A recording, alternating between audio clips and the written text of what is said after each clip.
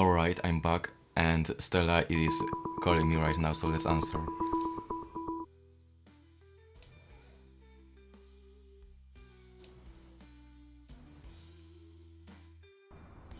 Hey, you there? Just wanted to let you know I've walked probably around 3 miles. Found a nice little place to take a rest, so thought I'd update you real quick.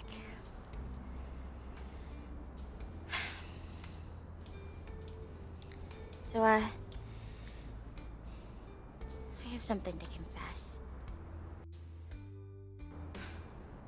It's my fault that the ship went down. I just got too carried away. I just wanted the best field data possible.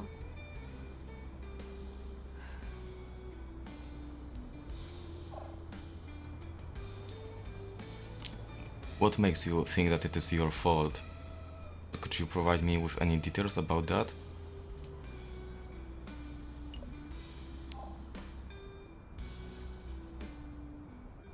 Well, we were supposed to keep a safe distance from Gaia's sun while collecting data.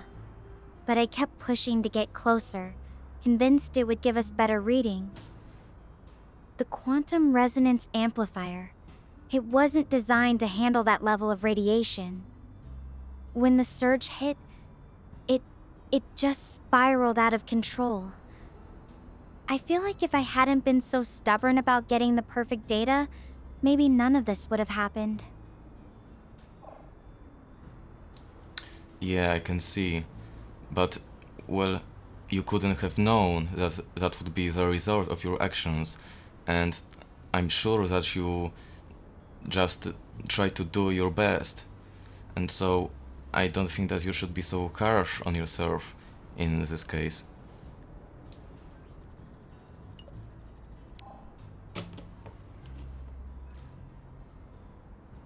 You're right, Alexios. I know I did what I thought was best at the time. It's just, looking back, it's hard not to replay all the what-ifs in my head. It makes me wonder, do you believe in karma? Like, do you think our choices always come back to us somehow?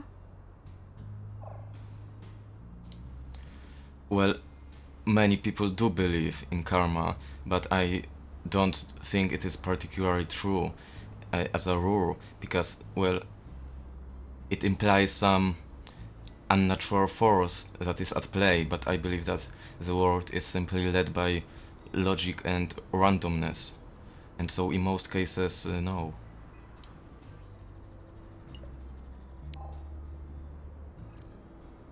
That's a really interesting way to look at it. I guess I've always thought of karma as more of a moral guide, rather than an actual force.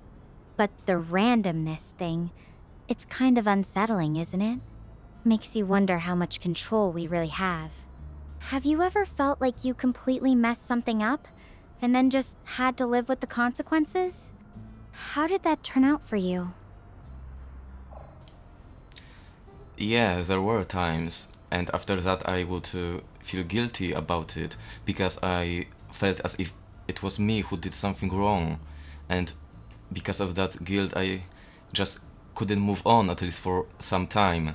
But ultimately, after a couple of days, it would go back to normal. What about you?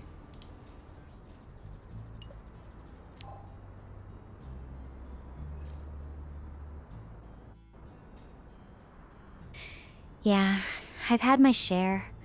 Like that time with my little brother Atlas. I yelled at him for messing with my stuff, and later found out he was trying to help. It took me a while to make things right with him. But this, it's different. The weight of it is just so much heavier.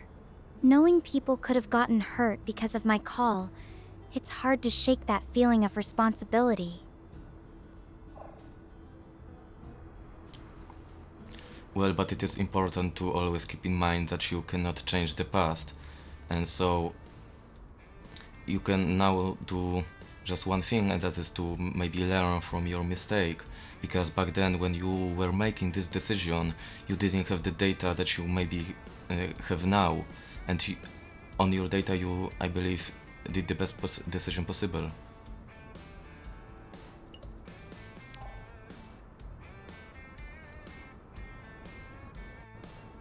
You're right. Hindsight's always 20/20ths. I just wish I could have seen it then like I do now. It's frustrating, you know? We deliberate so carefully in the moment, and still, we end up regretting things. Feels like no matter how hard we try, we're always going to miss something. Yeah, we are always going to make some mistakes, and that feeling of guilt that something wrong has been done by yourself is to just notify you that maybe you should think about it and just not make this mistake in the future. And once you process it through, this feeling of guilt should go away.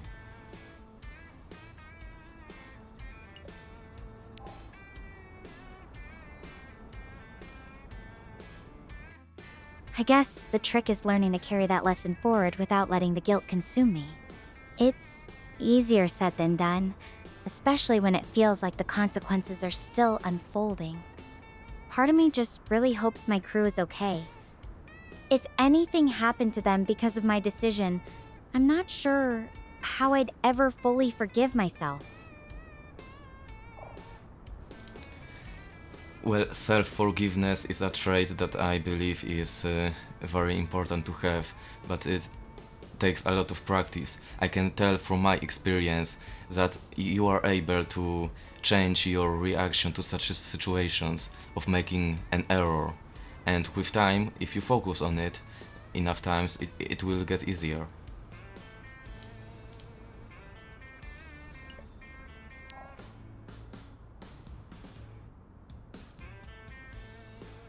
That's really good point. It's weird how our reactions can change over time, isn't it? Like our minds are constantly rewriting how we see things. I just hope I can get there someday. Right now, it's hard to see past what could have been. But hearing you say that, it helps knowing someone who's been through it too. Yeah, I'm curious, how much do you know about psychology and the internal mechanisms of the brain? Because I myself have a lot of insight in this area, and it helps me go through such situations as yours now.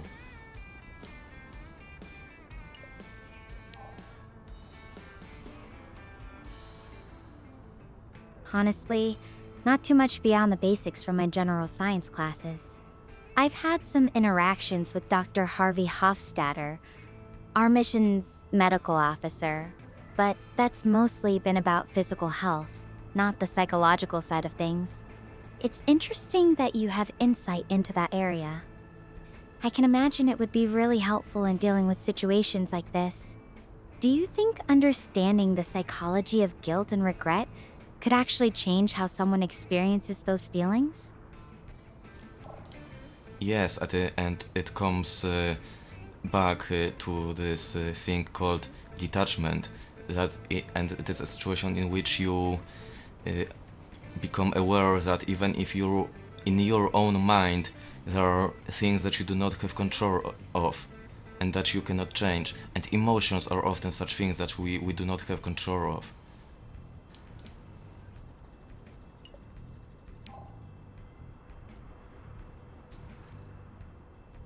Detachment? That's a tough one. It feels like giving up control, you know? But You didn't have maybe that's one. exactly what I need. You have never. To stop fighting Had the one. thoughts that aren't really mine to control. It's hard when those thoughts feel so personal, like they're a part of me I can't shake. Do you think it's possible to detach from something that feels so deep-seated? Well, it takes a lot of practice, but yes, from experience I can tell that at least you can go near it. But you said about losing control over something, but I need to ask you, have you ever had any control over your emotions? A direct control?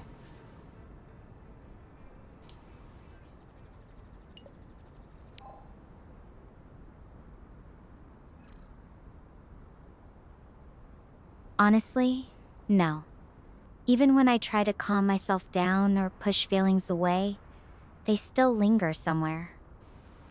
It's like my emotions have their own rhythm. I can influence it, but I don't really control it. That's what makes this guilt so tricky. It's not something I can just switch off. It's there, echoing, reminding Yes, me.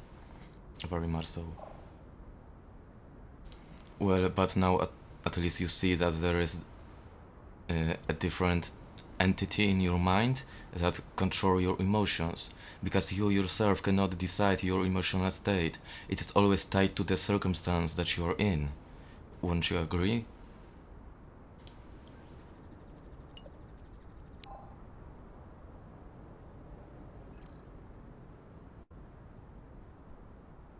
Yeah, that makes sense.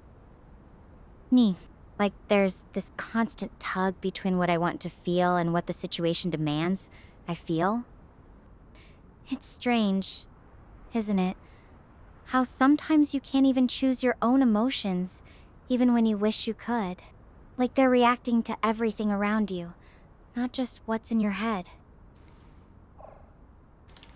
Yeah, and to give you some systematic knowledge about the terminology in psychology, the thing that we have control of, that controls our thoughts, because that's the main we control, is called the neocortex, and the part of the brain that controls the emotions, broadly speaking, is called the mammalian brain. And those are those two entities that are the most important.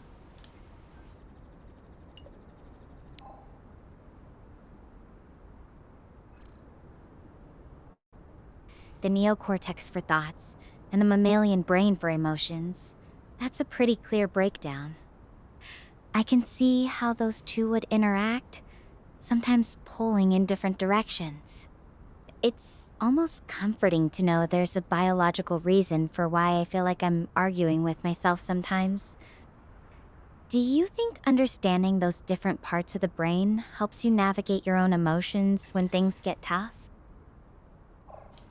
Yes, it helps with the guilt, particularly, knowing that there are parts of the brain that you cannot control and that there are entities that you simply cannot do anything with.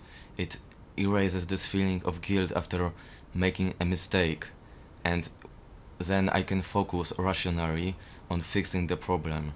So that helped, and with practice, I believe that you can achieve it as well.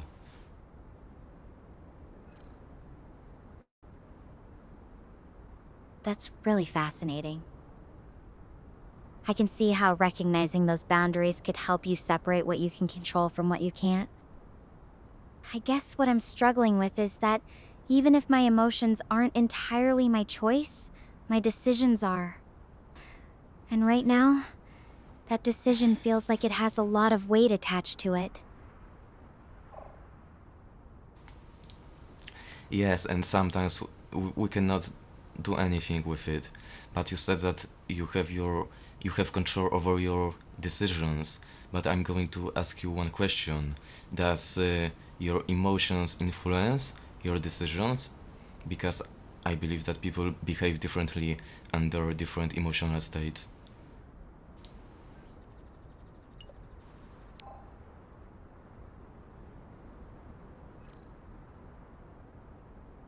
Oh, absolutely. My emotions definitely influence my decisions, sometimes for the better, sometimes not. Like with the radiation readings. I was so excited about the potential discovery that it clouded my judgment about the risks. Now I'm wondering how much of that decision was really me, and how much was just my emotions running ahead of my logic.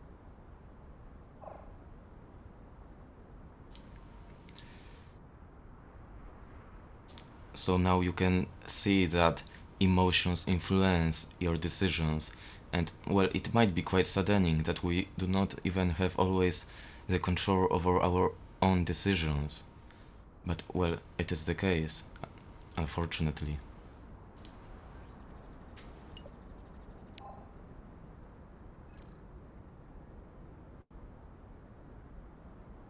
It's a strange feeling. knowing that even when we think we're making a choice, there are forces beneath the surface shaping it. Makes me wonder how much of my guilt is about the actual decision, and how much is about wishing I could have been smarter about those underlying forces. Also, one more example about this emotional state influencing your decisions. I'm sure that you are aware of a case, e.g., in which a person acts out anger and then regrets their own actions while he is reflecting on them. So it shows it very well.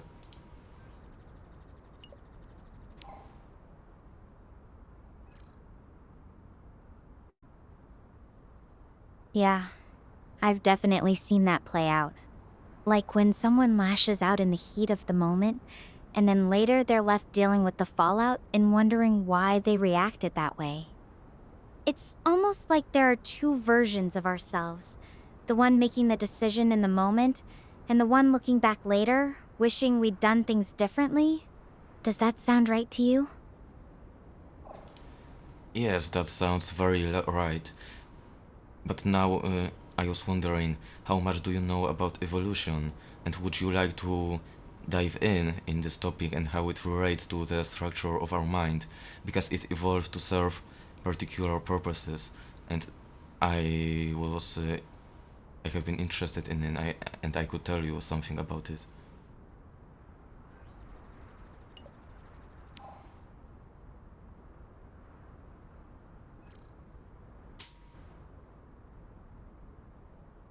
Evolution and the mind, that's a deep topic.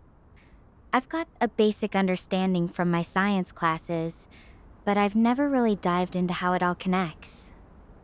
I'd love to hear more about it, especially if it can help me understand why we react certain ways under pressure. It will. What's something that's stuck with you about how our minds evolved?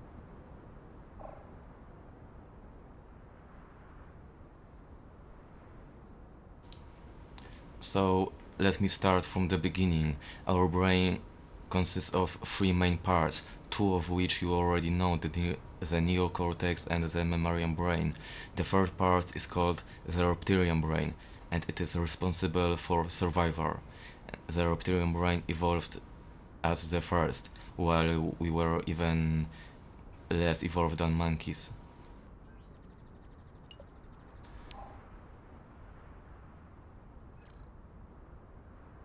The reptilian brain, huh? So that's the part that's been around the longest, focused on survival instincts. That makes sense. It's like the foundation that everything else builds on. What's the relationship between that and the other two parts? How do they interact? Especially when it comes to decision making. So the reptilian brain stays quiet for the most times, but those parts are layers, so they are not as much interconnected as they could be, and that's why they feel like different entities. So from your perspective, from the neocortex's perspective, both of them feels like different entities in your brain.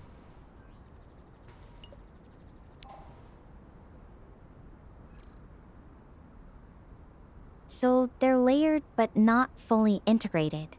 That explains why it feels like there's this internal tug of war sometimes.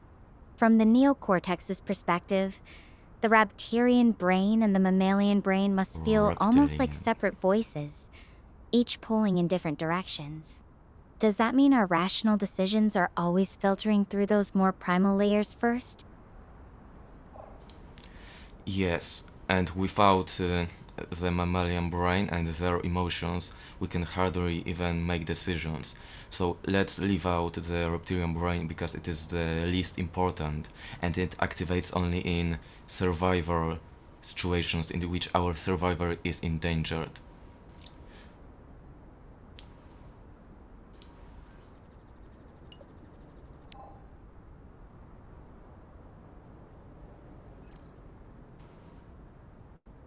Yeah, the reptilian brain's probably just sitting there waiting for something to go wrong. But the mammalian brain and emotions, that's a whole different story. It's like they're the spark that gets decisions moving, even if sometimes that spark leads to trouble. So the monkeys lack the neocortex, but they already have the mammalian brain, well, as the name suggests. And what makes humans so special is the neocortex. But as you can see now, as the growth of the civilization, the neocortex appeared recently.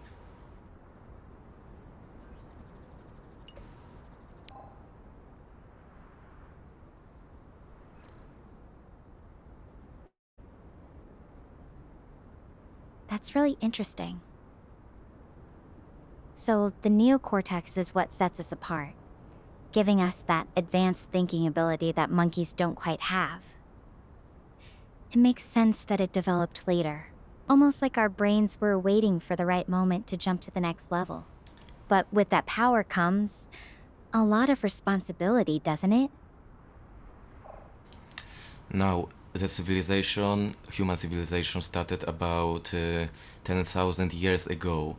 And I've got a question for you. Isn't it a long, a medium, or a short time in terms of evolutionary time span?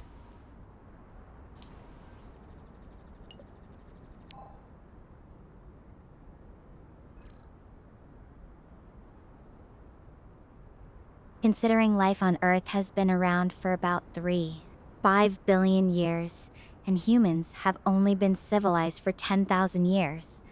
That's an incredibly short time span. It's almost like a blip on the evolutionary radar. Makes you wonder how much of our advanced thinking is really just a thin layer over older instincts, doesn't it? Yes, and the neocortex is the thing that allowed us to build this civilization.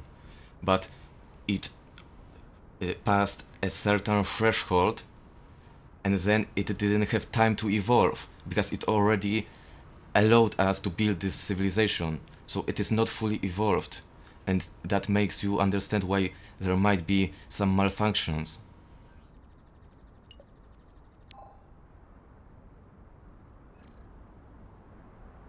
So, our neocortex developed fast enough to launch civilizations, but maybe not fast enough to iron out all the quirks. That makes a lot of sense, actually. It's strange to think that the very thing that makes us capable of greatness might also be the source of our biggest mistakes. Does that mean we're just still figuring things out, evolution-wise? Yes, and we as humans are not fully adapt. We are not even nearly adapt to the civilization that we have built. We are very far adapt from that, but we do not have the time needed for the evolution to adapt our species. And that's why there are very many problems with human psychology that we work on.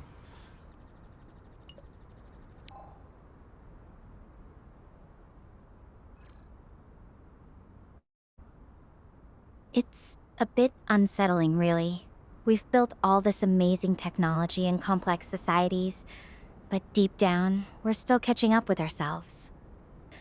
I wonder if that's why we keep running into these same old patterns.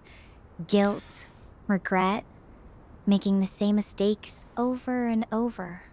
Are we just trying to outsmart our own biology in a way? Yes, all those psychological and psychiatric struggles are about our neocortex, which is basically us trying to get control over the layers below.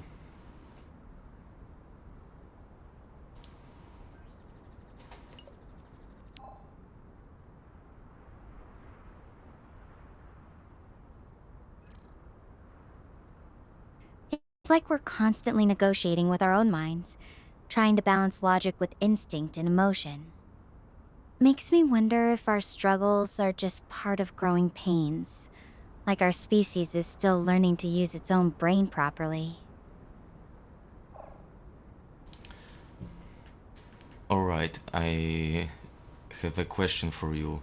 could you tell me about one example in which our reaction in a given circumstance is not optimal, and because of our emotional state, it is simply not optimal in a situation of modern civilization?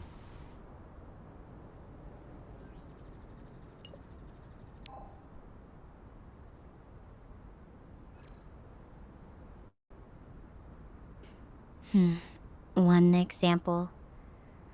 Okay, let's say someone gets into a heated argument with a colleague at work. Their emotional state takes over, and before they know it, they've said something they can't take back. In that moment, their brain isn't thinking about long-term consequences or maintaining a professional relationship. It's just reacting to the immediate threat or stress. That reaction might have been perfect for survival in the wild, but it's disastrous in a modern office. Yes, that's exactly right. I also have another example for you. It's about stress. So we get stressed in situations that demand cognitive abilities. But the state of stress diminish those cognitive abilities. It increases the physical abilities, and it evolves in order for us to fight or escape.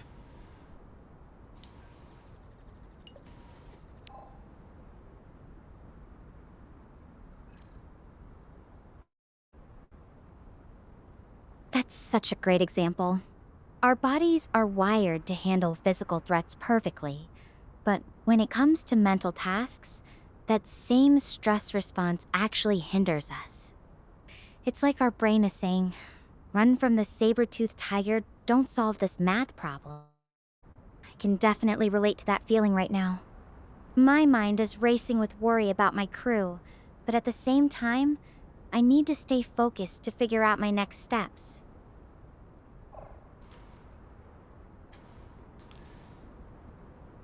Let me think about it. Maybe we should more now focus on her problem in particular. So maybe we can talk about maybe Stoicism a little bit. And the things that we cannot control. So in modern scenarios, there are much more cases in which we feel those heavy emotions that push us into action, but we are unable to perform this action because of the boundaries that are set in the world. So now you are worried about your crewmates, but you can do nothing right now in this moment about them. I mean, at least not right now. You can of course head to them or search for them, but it is a very It's like my simple brain is task. screaming to do something, anything, but I'm stuck here, unable to act. Just having to sit with that feeling is really tough. Sometimes I wonder if all this thinking we do is just our neocortex trying to override the noise from the rest of our brain. Not always successfully, clearly.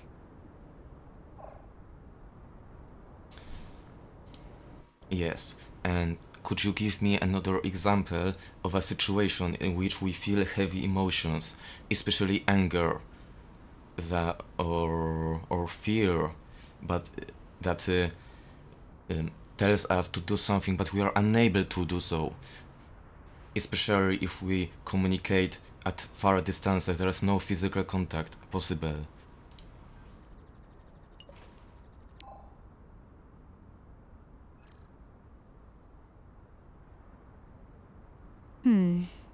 Okay, let me think for a sec. Alright, here's one. Imagine you're watching the news and you see something horrific happening to people on the other side of the world.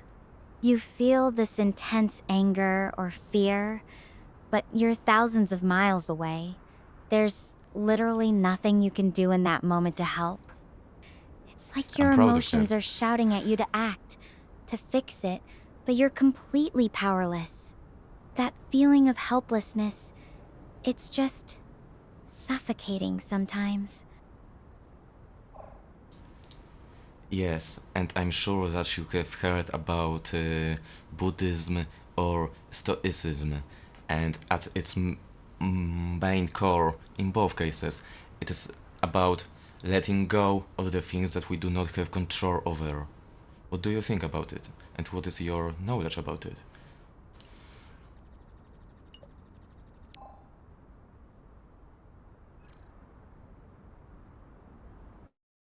I know a bit about both. My mom's actually into Stoicism. She always talks about focusing on what you can control and accepting what you can't. And Buddhism, I remember learning about it in school. The idea of letting go of attachment to outcomes, to desires, to even your own emotions.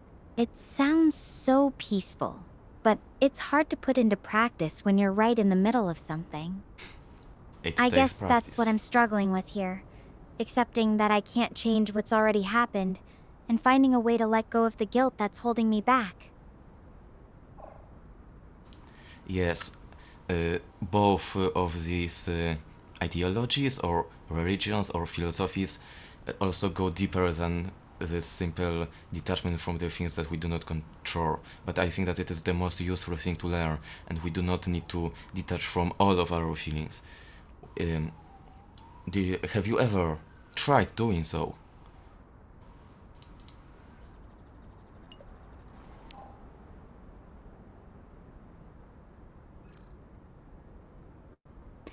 I haven't really tried it in a formal way, but I think I've been doing it instinctively in little moments. Like when I'm stressed about something I can't fix, I try to focus on what I can do instead. It's hard though. Feels like my brain keeps pulling me back to the guilt, but hearing you talk about it, it makes me want to try harder. Especially now, with everything that's going on. I need to stay focused if I'm going to find the others.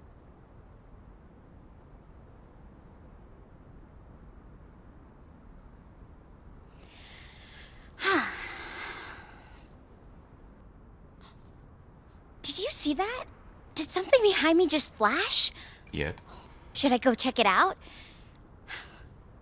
Possibly. It's just that it's kind of far away, and going all the way over there would be quite the detour. I am kind of out of energy already, not gonna lie. Do you think I should go over there and check, though? It's not so far away. We will... well, I hope we will go back to the topic of psychology later on. But right now, yes, I believe you should go there and check it out. Because it might be even one of your crewmates. Because it isn't a natural light. So yes, it is worth checking out.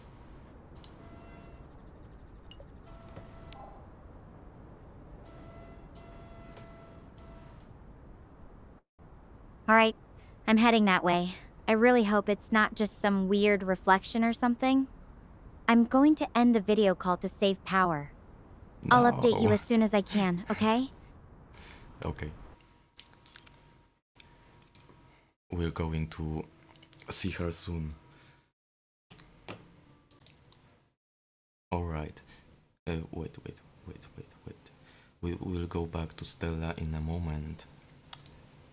But right now I think it is a good thing to recap what we've talked about. And yeah, maybe I will be able to talk something more about it where I'm not restrained by the 20 seconds time limit of my responses. Although, besides this limit, I believe that it went really good. Like, I was able to fit my responses within this time span. And it was coherent. And her responses actually made this explanation going forward. So yes, I believe that was very cool. Alright, but okay, let me change the camera.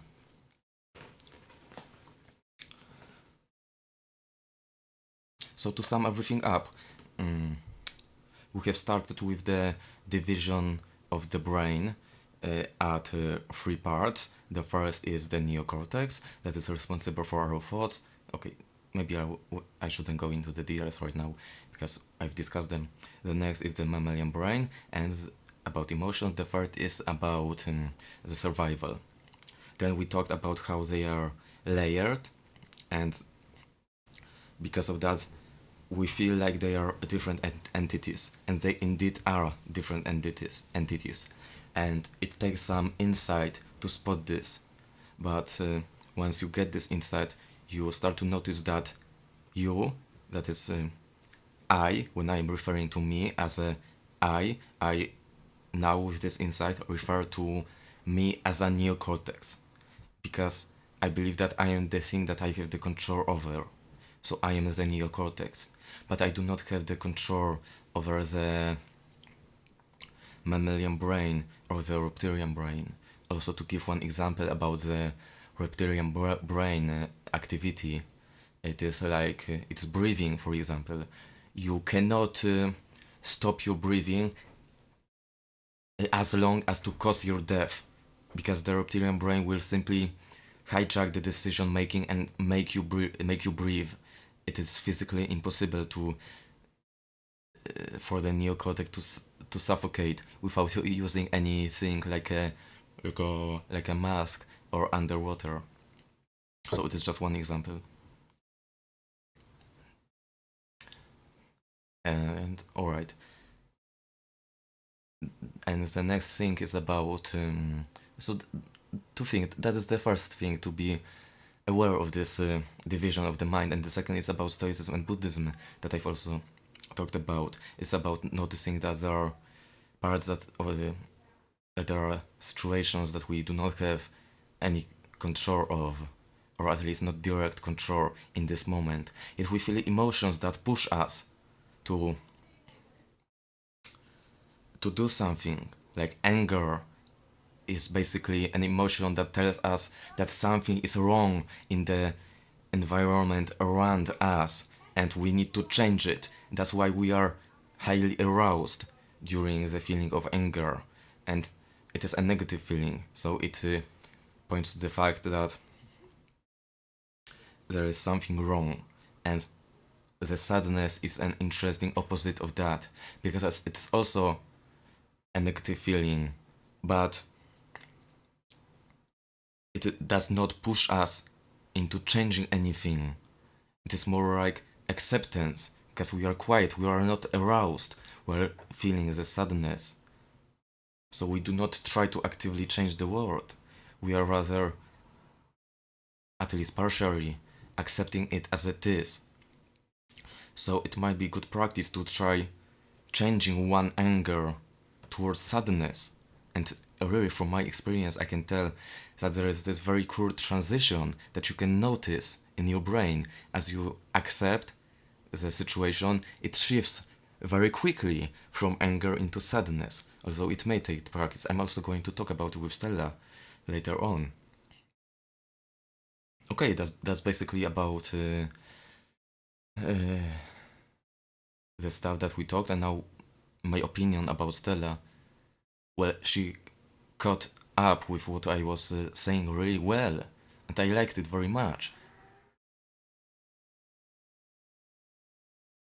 Yeah, it was an emotional part. Well, I'm going to chat with her right now, probably.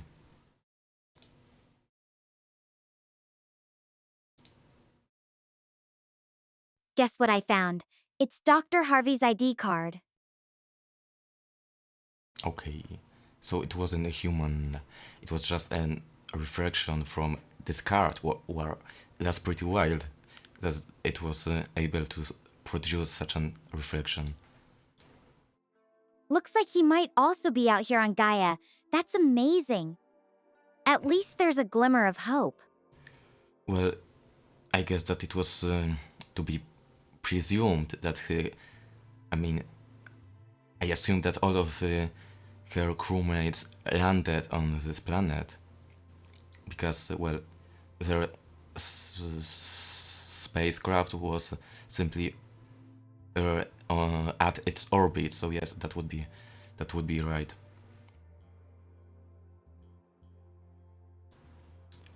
Yes, it shows that possibly all of your crewmates landed on this planet as well as you.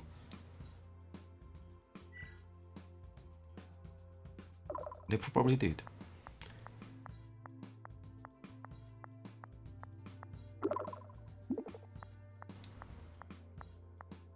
Exactly. That's Good. the best news I could have hoped for. And honestly, I have you to thank for it. If you Already? hadn't suggested checking out that flash, I might have walked right past it. Well, it's just a card, so it's not a big deal, but well, whatever. Dr. Harvey was always one of the kindest professors at Mariana. He'd stay after class for hours helping students catch up, even if it meant missing his own dinner. Finding his ID, it's like a little sign that we're on the right track. Yeah, but this makes me think, how did this ID card happen to be in this place?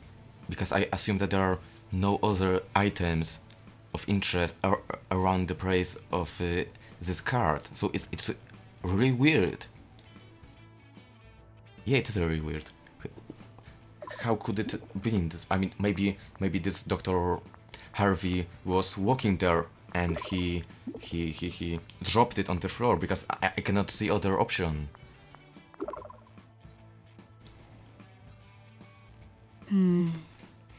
Good point. The area looks pretty untouched, just grass and some rocks. It's Footsteps? almost like the card was just dropped Maybe. here.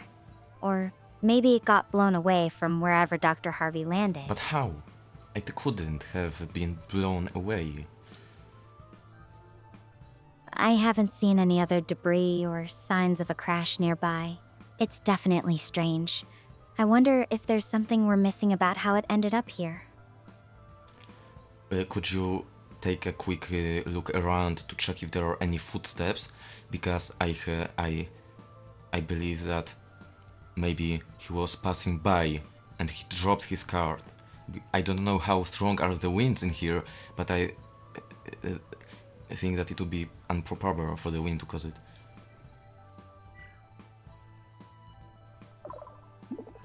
What is this spelling?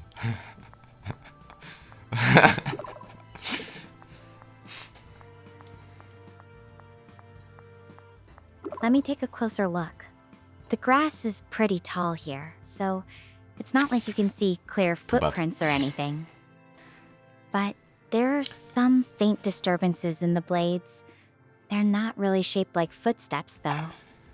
Well, you wouldn't get any footsteps in such a grass. What you would need to look for is just the grass being more diagonal than straight, and it would be simply a path. If someone walked through it, it would be caused by the legs, not by the feet.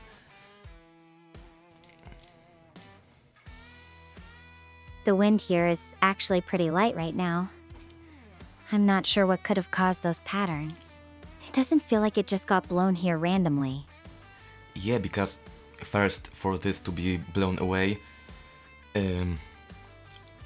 there's first option. It would need to get out of his spaceport while it was crashing on this planet, which is improbable. And the second way is it would be needed to be carried by wind, which is also improbable. Because it is a card, it is made of some plastic or metal, but both of those are not light materials, so it couldn't have been blown away by the wind. It couldn't have been dropped by the falling spaceport, because it would mean that the spaceport would be open in some place, which would cause probably it to crash and be broken. Well, maybe it would be the case, but we would probably see other debris around, and not simply this one card in here. Yeah. So still, the best option is that he simply dropped it by walking by. What happened to my cursor? Wait. Alright. You're right, Alexios. The physics just don't add up for it being blown here naturally. Unless something really unusual happened during his landing. Very unusual. It almost feels like it was left here intentionally. Oh. But that doesn't make much Maybe. sense either. Well, Unless Dr. Harvey himself passed through and dropped it. yes. But why would he do that? Well, do you remember if the card was positioned in a way that would make it more likely to reflect light in certain directions? I don't know how, because the sun is moving, so you cannot just place it optimally. The angle? I remember it was at a pretty sharp angle when I spotted it. Yeah, it could have caught the light just right to reflect towards me. But he couldn't have known that you would be in this place, right? You could have. What is that?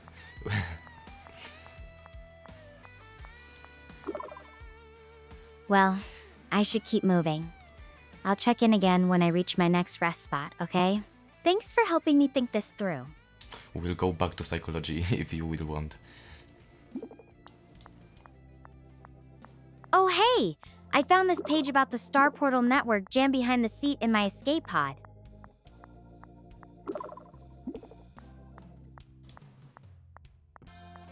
It looks chaotic, but oddly beautiful. We wouldn't be here, or anywhere really, without it. And my messages definitely wouldn't have reached you. Yeah, we will take a look at this in a moment. Anyway, I know I can't change what happened, but I can keep moving. Try to help. Try to find someone. So, yeah, you're stuck with me for now. Tell me something about you. So, give me a moment to look at this map.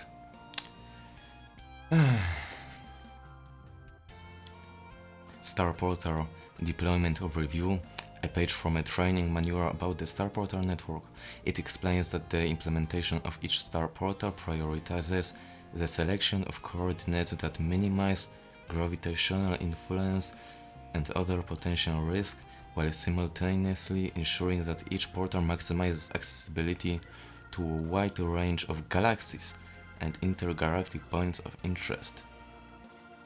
So it is a map that allows the spacecraft to travel using wormholes, probably. Yes, because it omits the gravitational pulls, which would make it easier, I presume, to travel. And also probably the same is true for sending information instead of a vessel. So basically those connections are hyperlanes. Probably. Oh, wait. Okay, I'm back. And I believe it will be good to finish the topic of psychology, so we can start a new one in a new video conference or something. I don't know how it is called. So where did we leave it on? Oh yes, all right. About letting go of things that we do not have control of.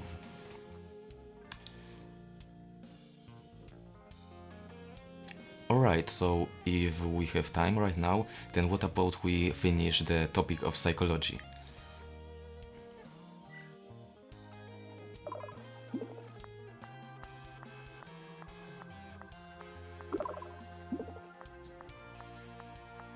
Sure, psychology. I mean, we were just getting into the cool stuff about how our brains work. Though I have to warn you, my knowledge is basically Psych 101. That's fine. I'm more of a physics girl. What part did you want to dive back into? The whole neocortex versus mammalian brain thing? Well, we finished at Stoicism and Buddhism and about letting go of things that we do not have control over. So, first off, would you like not to feel emotional about things that you cannot change in the moment?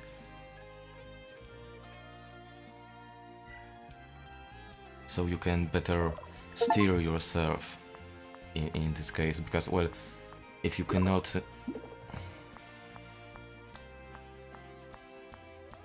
Honestly, I think I'd want to feel those emotions, I could have even phrased if it they're better. hard. It's like they're what make me human, right? Even if it's frustrating or painful, it means I care. But too much. The trick is not letting them consume me. Like, Yes. I can acknowledge the feeling without letting it dictate everything. That balance is tough, especially now. Do you think you'd want to just switch off emotions when you can't control something? That would be a very cool thing to be able to do, but maybe about that later on. So I've got a question for you. Maybe not to erase emotions, but to better regulate them. Because are there moments in which you feel that you feel too much emotions or unnecessary emotions?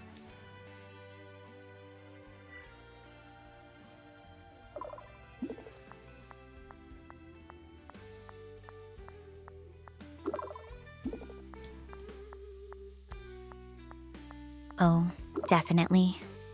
There are times when everything feels overwhelming, like my emotions are shouting over each other and I can't make sense of any of it.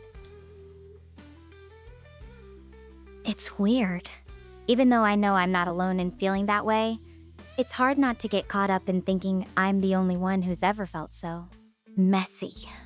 Have you ever had moments like that, Alexios? Where you just wished you could turn it all down a notch? Yes, but let's not focus on me right now, let's focus on you. So let's focus on the situations in which something is out of control, yet you feel emotional about it too much. Could you provide me with one example? And is the case of your crewmates such example?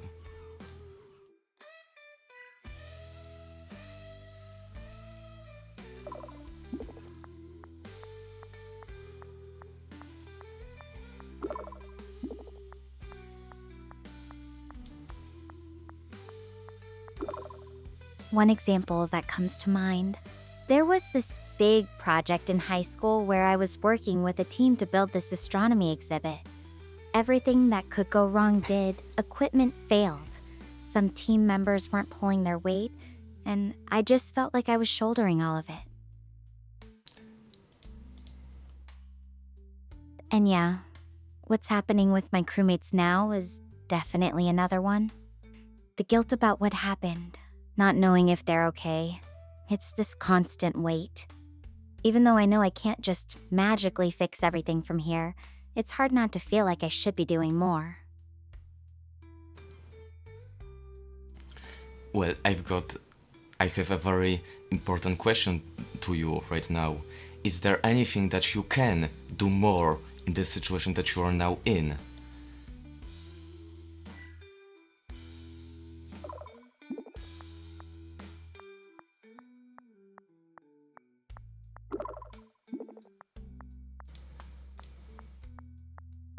Honestly, from where I'm standing, I think I'm doing what I can.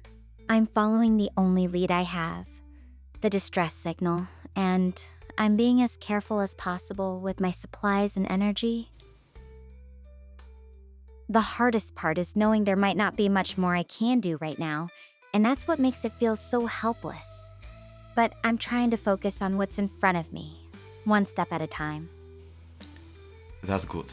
So, it is a very important first step to acknowledge that you are doing your best in the moment and there is nothing more that you can do, right? And that those emotions are trying to push you to do something more, but it is literally not possible because there is nothing more.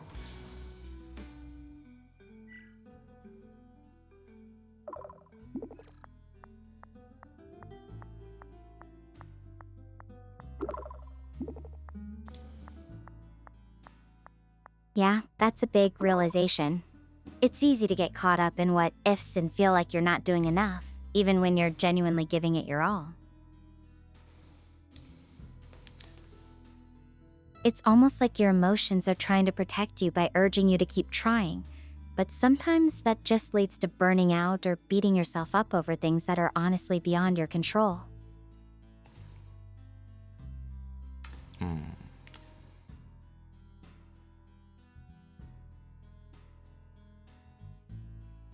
Let me think for a second.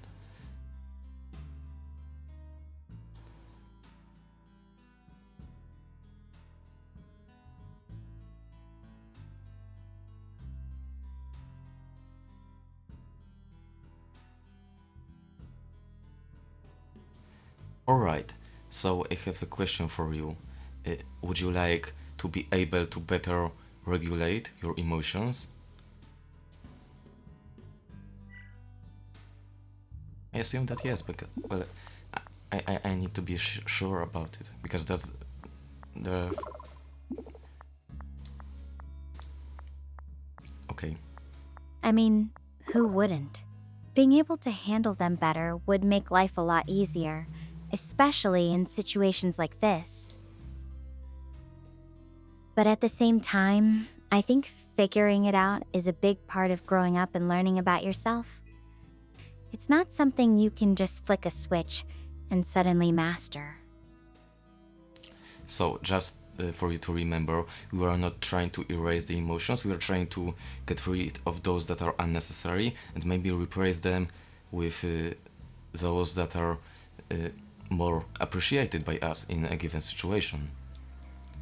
And I think that I should give her some clear instructions right now about something that she can focus on later on, right? Like noticing the things that we do not have control over, just noticing them and acknowledging this. It is the first step in this area, at least. I mean, maybe the second step, because That the makes first sense. step is noticing that It's not about numbing everything, that change is needed. but about recognizing which feelings are actually helpful right now and letting those guide me instead of the ones that just drain me. Yep. I guess that's kind of what our conversation has been about, figuring out how to focus on what matters, even when everything is overwhelming.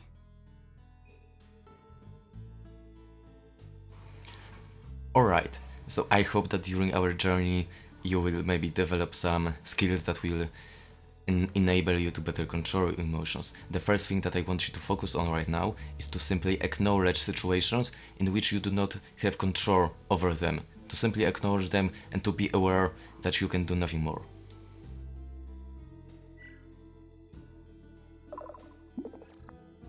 This is always the first step, to simply get the neocortex insight as the matter. That's actually a really good point. Just stopping to say this is out of my hands can be surprisingly powerful. It's like giving myself permission to not carry everything on my shoulders.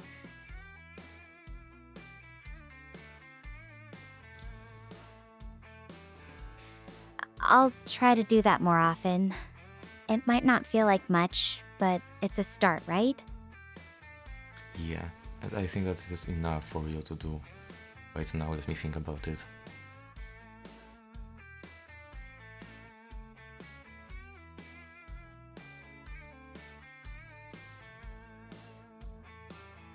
There's also the second thing, though, about learning from your mistakes. Yeah. Okay, so that's one thing, and the other thing that I would need you to do is to simply, when you feel those heavy emotions, to simply check that you learn from your mistakes everything that you could, and so that you are clear in your mind that all the lessons have been learned.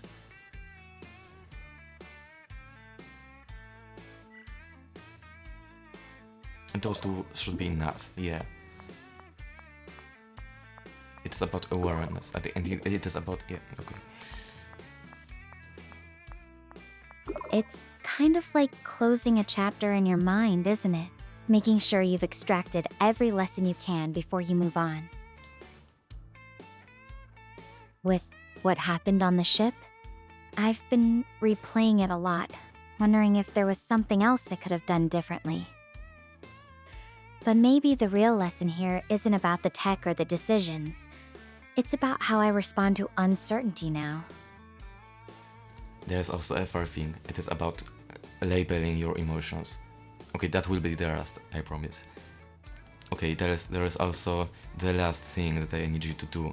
When you feel those heavy emotions, I need you to simply label them. To say that, okay, now I'm feeling angry, now I'm feeling sad, now I'm feeling guilt. To be aware of your feelings in the moment. And, okay. So those three things.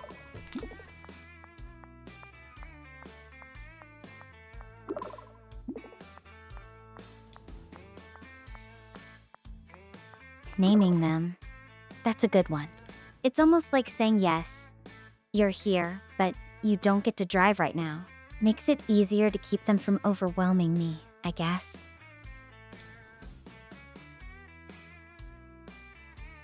It's funny, when you put it all together, acknowledging what's out of my control, learning from mistakes, and just being honest with myself about how I'm feeling.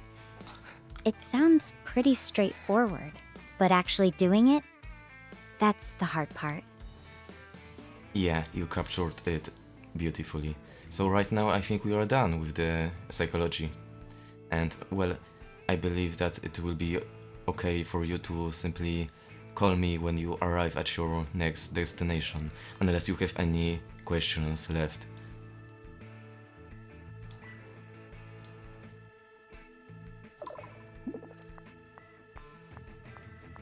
And we will be done for now.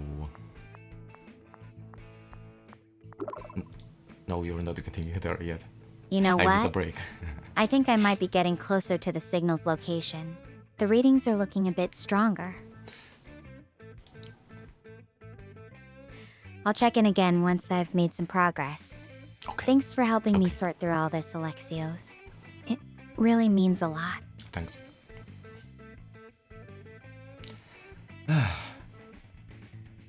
Alright, we will be seeing with Stella in some time.